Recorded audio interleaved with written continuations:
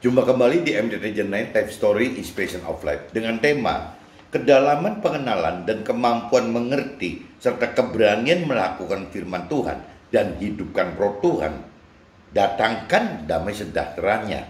Dari kitab Filipi pasal 4 ayat 4 sampai 9 dan Filipi pasal 4 ayat 10 sampai 20. Maksud dari tema tersebut teman-teman, kedalaman pengenalan dan kemampuan mengerti serta keberanian melakukan firman Tuhan dan juga otomatis menghidupkan roh Tuhan teman-teman. Untuk bisa mengenal, mengerti serta mampu berani melakukan firman Tuhan itu harus menghidupkan roh Tuhan, yaitu malah akan bisa ujung-ujungnya mendatangkan damai sejahtera yang dari Tuhan teman.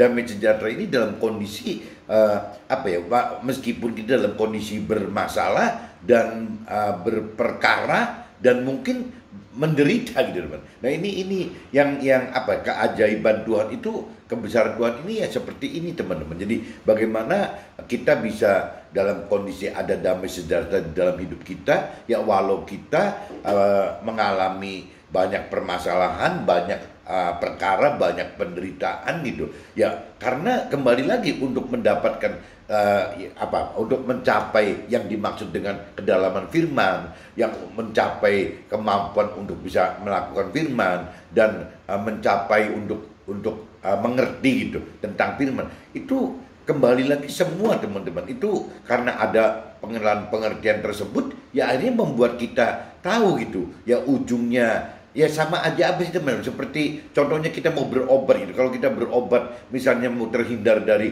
COVID-19 kan tetap mesti divaksin teman. Nah kita kan tahu bahwa kalau tanpa melalui vaksin gitu ya otomatis kita tidak akan kuat gitu, tidak akan tahan menghadapi badai-badai yang bakal datang karena sakit COVID tersebut gitu.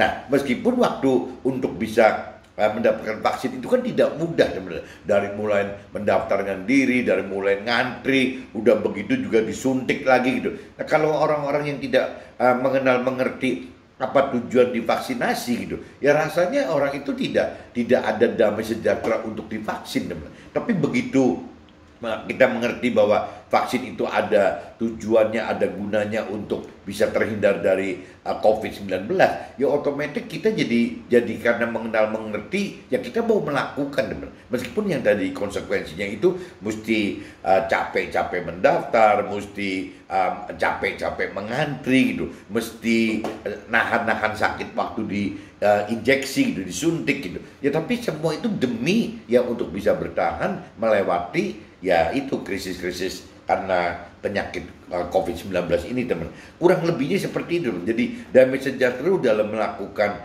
firman Tuhan itu karena ya itu tadi, karena kedalaman mengenal dan kemampuan mengerti apa sih tujuan kita melakukan firman Tuhan gitu. Dan kita tahu arti yang namanya yang Tuhan maksud firman Tuhan katakan beda antara hidup di alam di dunia ini, dunia fana ini dengan hidup di alam kekekalan nanti gitu. Itu akan mengenal dan mengerti lebih dalam dibanding kalau kita tidak mengenal, tidak mengerti akan firman Tuhan. Kita tidak bisa bandingin dunia yang katanya hidupnya 70, 80 atau 120 tahun ini lama gitu kan. Lama atau sebentar itu kan relatif teman-teman. Kalau mungkin umumnya orang-orang yang usianya sudah di atas 55 sudah masukin masa pensiun, sudah mulai nambah lagi ke 80, ke 90. Nah mulai ada keluhan teman-teman, apa sih gunanya hidup gitu. Ya setelah 80, 90, 100, apalagi kalau disertai dengan sakit-sakitan teman atau tidak bahagia. Nah orang akan mulai mengeluh, apa sih kenapa kok hidup tidak cepat-cepat meninggal dunia gitu? Karena dianggap sudah tidak bisa apa-apa teman. Di dunia itu seperti itu. Nah, sekarang kita bayangin teman, kalau dunia itu dapat 70, 80 sampai 120 tahun, nah di alam kekekalan kalau firman Tuhan katakan itu enggak berbatas teman. Berarti waktu di alam akhirat itu kalau kita tidak benar-benar ada di jalan Tuhan yang kebenaran jalan Tuhan gitu, ya akan bosennya kayak apa teman-teman. Makanya Tuhan kan harus atur dari sekarang, mumpung kita hidup di dunia ini, bisa menentukan gitu bahwa kita ini akan menuju kepada keselamatan akhirat gitu, di dalam surga yang kekal, bukan masuk ke dalam dunia duniawi yang kadang-kadang bisa menyesatkan kita waktu kita waktu kita muda, waktu kita sehat, waktu kita berkecukupan, berkelimpahan gitu. Tapi begitu kita tidak mengalami seperti itu, terlambat teman-teman untuk bisa, takutnya terlambat gitu, terlambat untuk bisa berubah, bertransformasi menjadi ya apa yang Tuhan targetkan dalam hidup kita, yaitu keselamatan akhirat tadi. Tapi kalau targetnya dunia itu kan tidak beda dengan targetnya iblis teman-teman, dan mirip-mirip dengan targetnya orang berkeyakinan. Maksudnya kalau lagi orang berkeyakinan adalah orang yang mengaku yakin kenal Tuhan gitu, tapi sebenarnya tidak mengenal Tuhan secara pribadi dan firman Tuhannya. Nah ini bahaya teman. Targetnya itu bisa hampir sama target iblis gitu, targetnya orang dunia atau targetnya orang berkeyakinan itu bagaimana nomor satu, prioritas satu itu adalah mencari kesuksesan duniawi, bagaimana mencari kebahagiaan duniawi, bagaimana memenuhi nafsu-nafsu dunia dengan segala macam cara dihalalkan teman, dilakukan. Nah ini kan yang bikin kacau teman-teman, ini yang bikin tidak bisa tidak bisa melakukan apa yang Tuhan perintah peraturan dalam firman-Nya. Ini yang bikin orang-orang dunia, orang-orang berkeyakinan itu dikhawatirkan tergelincir masuk ke dalam neraka teman-teman, karena tidak melakukan firman Tuhan tadi gitu. Nah ini pagi ini tema ini teman-teman, kedalaman pengenalan dan kemampuan mengerti serta keberanian melakukan firman Tuhan dan menghidupkan roh Tuhan gitu.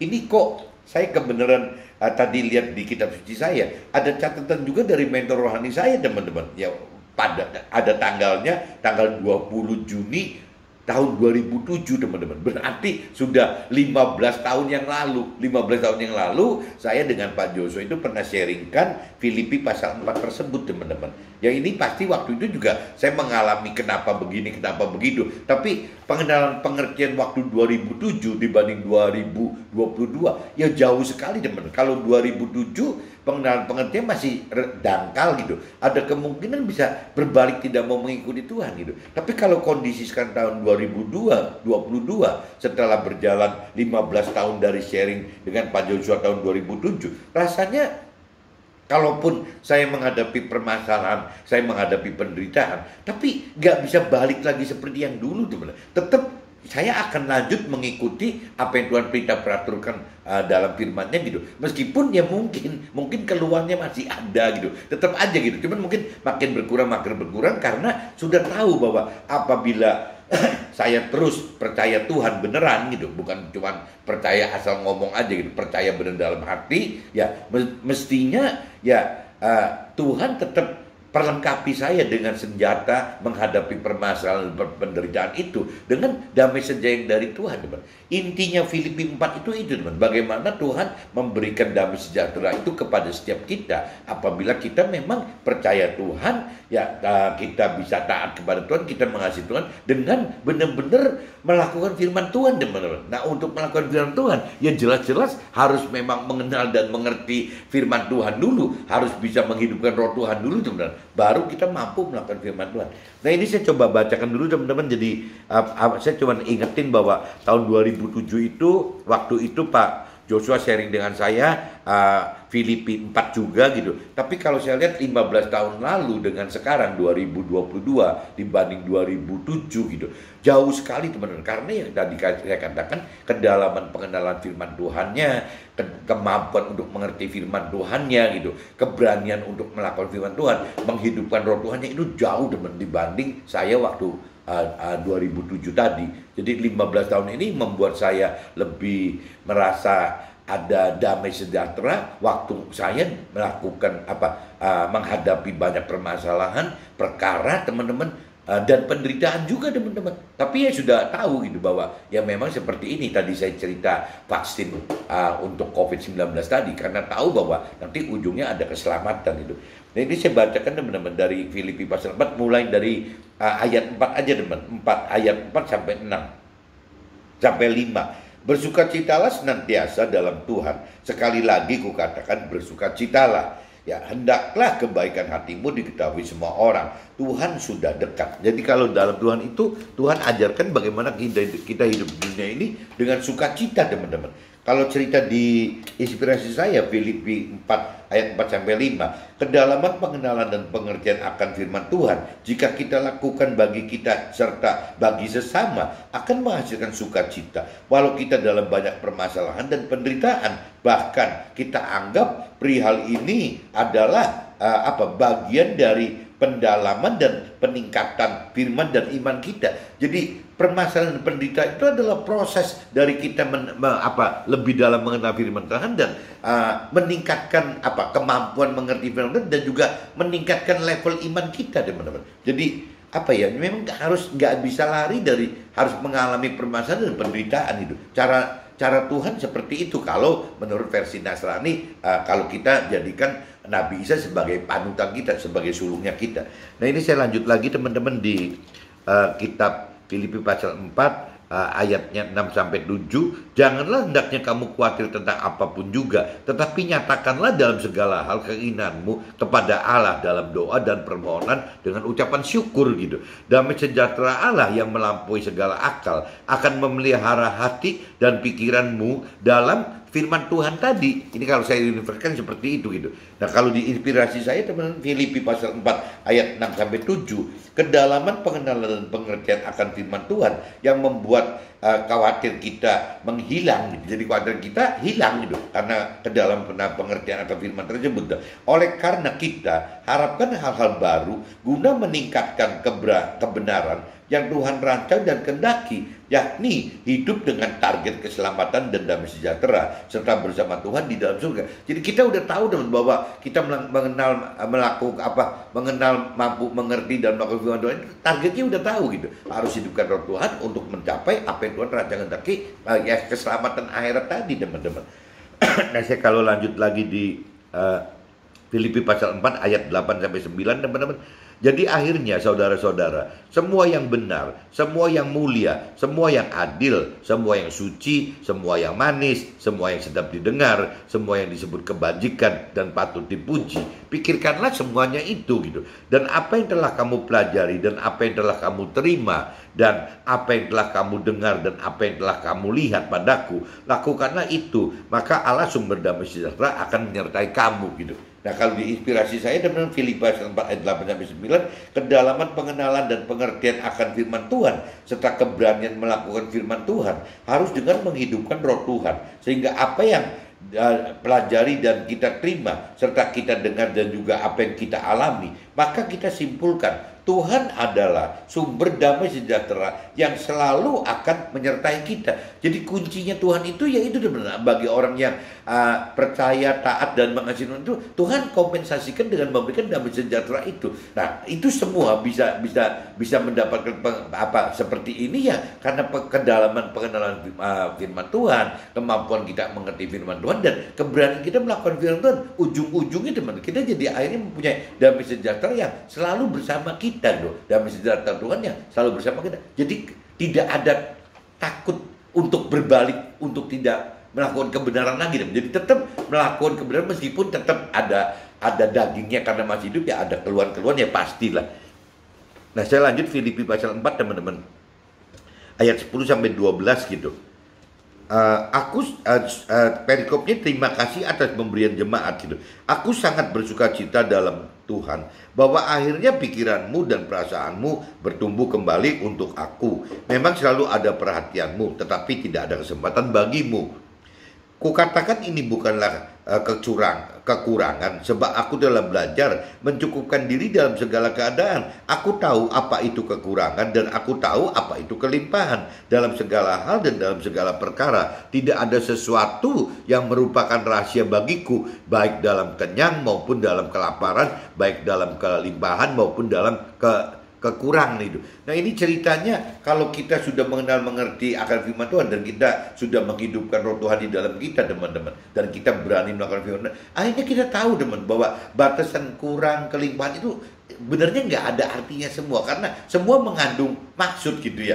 Tidak dijamin kalau kekurangan itu mengandung niat negatif, kalau kelimpahan itu positif, bisa terbalik-balik teman-teman. Dalam kondisi kekurangan pun bisa dinilai positif gitu. Dalam kondisi kelimpahan pun bisa dinilai negatif. Intinya gitu teman. Karena kembali lagi kita sudah lebih mengenal, lebih mengerti gitu. Kita sudah berani melakukan firman Tuhan dan sudah melihat buktinya gitu bahwa kelimpahan itu tidak identik dengan positif, yang namanya kekurangan itu tidak identik dengan negatif. Itu kalau kita berjalan bersama Tuhan seperti itu teman-teman.